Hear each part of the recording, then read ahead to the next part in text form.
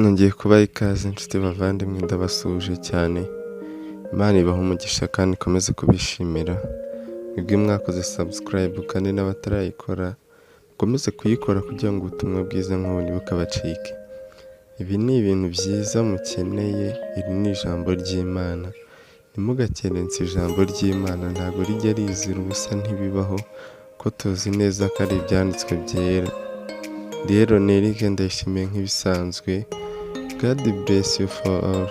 Ku bakoze subscribe, Imana ijya ikomeza kubishimira kandi mujye murushaho gukora share, mukora umurimo w'Imana mukora share.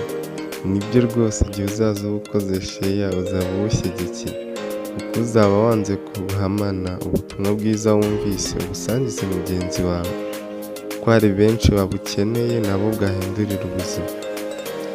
Uyu munsi rero nk'ibisanzwe n'ubundi ndaza kubazanira teme turi bwige. Uyu munsi iravuga ngo Imana ishaka kugukoresha.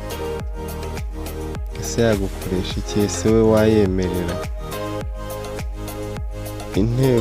Mbega urwego rwa mbere rwo kuyemera ni ukuri bwemeye kubanza gukora subscribe no gukora share, kuri ubu utangiye gutanga ubutumwa bwiza bwayo. Nk'uko nanjye nemeye ko inkoresha nkabubazanira, nawe nukora share uraba utanze urundi uruhare rwawe. Hari ikindi kintu uba ukoze kuko ari benshi babukeneye. Uza kubwira utumva iyi nkuru idasanzwe yamuhindurira ubuzima, nawe akajya yumva buri munsi, nawe agaha abandi, uraba utanze uruhare rwawe kandi uraba wumviye Imana. Haciyeho nk'imyaka myinshi nyuma y'uko nkijijwe, nasomye mu gitabo cy'ibyakozwe n'intumwa igice cya 13:36 haravuga ngo kuko Dawidi amaze gukora ibyo Imana ishaka, yashatse mu gihe cye arasinzira, ashyirwa kuri ba sekuruza arabora. Ukurikije iby'uyu murongo nyine muhita mwumva neza ko Dawidi yari amaze gutanga, ariko yari yarakoze ibyo Imana ishaka, yari amaze gusohoza umugambi w'Imana. Sinzi neza niba nawe ujya ubyiyumvisha ko niba igihe uzaba umaze gupfa bazavuga bati usohoje ibyo Imana yashakaga, cyangwa se bazavuga bati turamukiza. Mubiharanire, biraharanirwa. Izina ryiza rya mbere usiga ntabwo ari amazu menshi n'amamodoka n'inganda n'iki, ahubwo ni uko ugenda wari ukijijwe. Benshi bavuga ngo agiye mu ijuru. Aya magambo ngusomeye ari mu gitabo cy'ibyakozwe n'intumwa igice cya 13:36 akwiriye uhereye uyu munsi kuguhindurira ubuzima.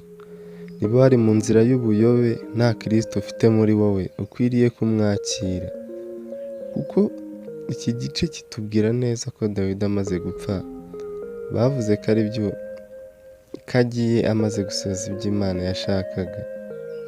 Yari amagambo 7 gusa, ariko yari ameze nka kashe bateye ku rupapuro atajya avaho. Aya magambo akwiye komatana n'umutima wawe, akajya mu bwenge bwawe.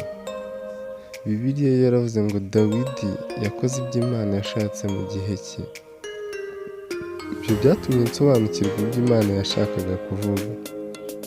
Ibyo Imana yajyaga ivuga ngo Dawidi, umuntu umeze nk'uko umutima wanjye ushaka. Ese Imana we yari yabivuga? Ni uko Dawidi yakiranukiraga Imana agakora ibyo ishaka gusa. Niyo mpamvu yavuze ko umutima we umeze nk'uko Imana ishaka. Dawidi yari yarayeguriye ubuzima bwo gusohoza imigambi y'Imana ku isi. Ni amagambo meza arutaye bashobora kukuvugaho ku munsi wo gupfa kwawe. Tekereza banditse ku mva yawe ngo yakoze ibyo Imana ishaka mu gihe cye. Isengesho ryanjye ni uko abantu bazashobora kumvugaho aya magambo umunsi narangije urugendo rwanjye ku isi. Wowe sinzi ari irihe, kandi ndasenga ngo nawe nupfa ayo magambo azaba ariyo magambo bazakuvugaho.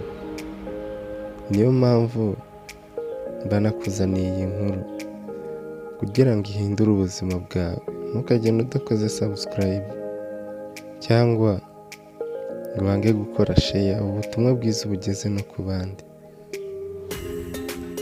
Iyi nteruro muri Bibiliya niyo ncamake y'ubuzima bwakoreshejwe neza.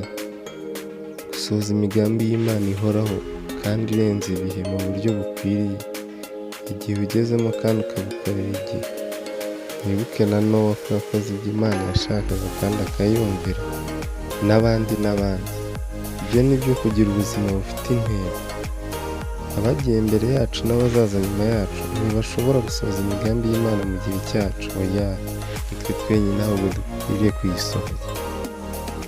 Dushobora kubikora nka Esiteri. Imana yakuremeye ngo uzagire umumaro mu gihe nk'iki. Imana iracyashakisha abantu bo gukoresha. Bibiliya iravuga ngo amaso y'Uwiteka areba ku isi hose, kugira ngo akomeze abamwiyeguriye babikuye ku mutima. Ese nawe wiyeguriye Imana bikurimo bikuvuye ku mutima? Ese nawe wakwemera kuba umuntu Imana ikoresha ngo isohoze imigambi yayo? Ese wakwemera gusohoza imigambi y'Imana mu gihe cyawe? Pawulo nawe yagize ubuzima bufite intego. Niwe wavuze ati, iyo niruka ngendera mu nzira imwe, buri ntambwe inganisha ku ntego. Impamvu rukumbi yo kubaho kwe yari ugusohoza imigambi yose y'Imana yari imufitiye. Yaravuze ati, ku bwanjye kubaho ni Kristo, no gupfa byamubera inyungu ku bwa Kristo. Pawulo ntabwo yari afite ubwoba bwo kubaho cyangwa gupfa. Uko byari kumera kose, yari kuba ashohoje umugambi w'Imana ku buzima bwe. Ntabwo yari kuba atsinzwe. Hari umunsi amateka azashyirwaho iherezo, ariko ubugingo bw'iteka buzakomeza. Umugabo witwa William Carey we yaravuze ngo ejo hazaza harabagirana ubwiza bw'amasezerano y'Imana. Nubona gusohoza imigambi y'Imana byagukomereye, ntuzemere gucika intege. Ujye wibuka ibihembo bigutegereje, kuko bizahoraho iteka. Bibiliya iravuga ngo amakuba y'akanya gato duhura nayo muri iki gihe adutegurira ikuzo ry'iteka ataraboneka risumba kuri ibyo byose. Niyo mpamvu akenshi iyo ugeragejwe uri gutunganya, Imana iba iri kukunyuza hahandi izatuma iguhemba nunyuramo ugacamo nta kigusitaje. Imana ibyo byose irabyibuka.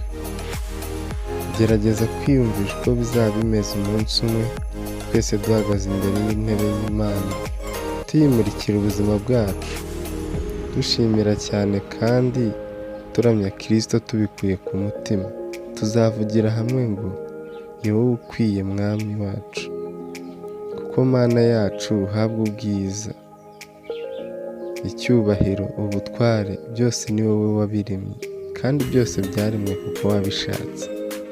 Tuzamuhimbariza imigambi ye kandi tubereho gusohoza intego ze ubutagira iherezo. Imana ishimwe cyane. Reka nkubwire akabazo waza kwicara ugatekerezaho, uze kwibaza uti ese ni ryari nzicara ngo nandike ibisubizo byanjye ku bibazo 5 by'ingenzi ku buzima? Ni ryari nzandika intego yanjye? Reka ngushimire wowe wabanye nanjye. Imana iguhe umugisha. Ugenda udakoze subscribe, bayikoze God bless you. Kandi mukomeze gukora share, ubutumwa bwiza bugere kuri benshi.